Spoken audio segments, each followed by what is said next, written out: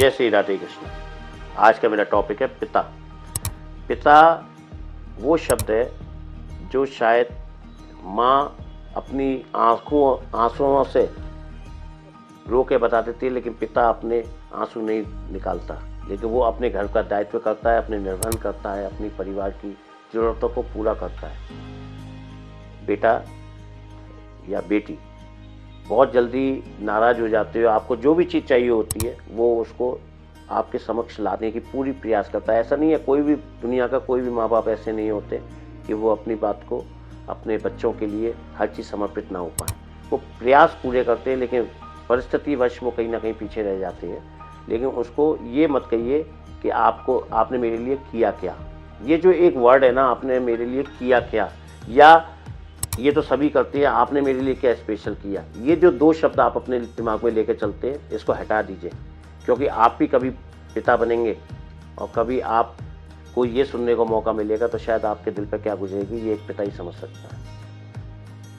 बेटा, मैं आपको एक ही शब्द कहूँगा कि बाप जो है वो अपने कर्तव्य का पूरा पालन करता है। कुछ परसेंट को छोड़ सकता हूँ कि भाई किसी को गलत आदतें लगी हुई हैं, मैं नहीं कह सकता, वो 1-8% होंगे, लेकिन 99% पेरेंट्स अपने बच्चों के लिए अपना जी जान लगा देते हैं, उनके कैरियर बनाने में, उनको आगे बढ़ाने में, उनकी प्रोग्रेस करने में।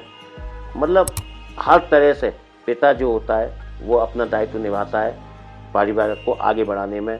तो माँ जो होती है वो अपना दायित्व निभाती हैं अपने घर को स्वर्ग सा मंदिर बनाने के लिए। तो कहने का मतलब यही है मेरा कि आप अपने पिता का अनादर ना करें, उनके समझने की कोशिश करें। अगर वो कुछ आपसे कह भी रहे हो तो उसको ध्यानपूर्वक सुने भी, उनके साथ समय भी स्पेंड करिए। आज मैं ये देख रहा हूँ कि समय के अधीन ये जो आगे बढ़ती जा रही है दुनिया, इसमें लोगों के पास समय का अभाव होता जा रहा है। देखिए, ज़िंदगी में सब मिल जाएगा, आपको नहीं मिलेंगे तो सिर्फ माँ बाप नहीं मिलेंगे। और इसकी कमी जब खलती है जब वो नहीं होते हैं।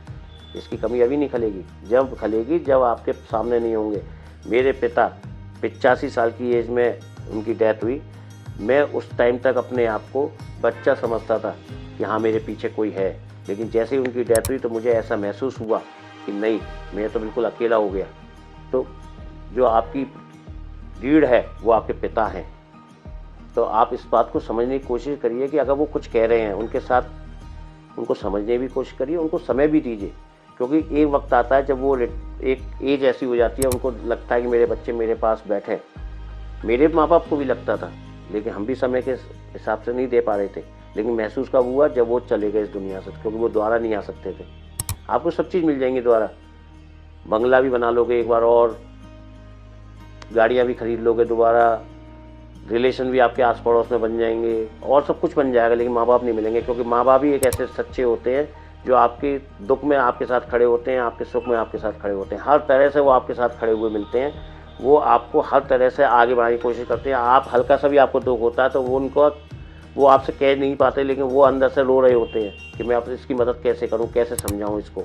लेकिन वो आप उससे समझना नहीं चाहते। आप कहते हो अरे आपको कुछ नहीं मालूम। तो ये जो वर्ड्स हैं, कुछ 2-3 वर्ड्स ऐसे हैं, कृपया करके अपने पिता की जो वो मेहनत कर रहे हैं उसको आप अपना आशीर्वाद, अपना प्रसाद समझ के उसको ग्रहण करिए, लेकिन उनका अनादर मत करिए।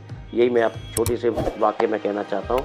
और अगर मेरा चैनल आपको समझ में आ रहा हो तो सच की बात ओपेश अग्रवाल को आगे लाइक करिए, सब्सक्राइब करिए। जय हिंद, जय भारत।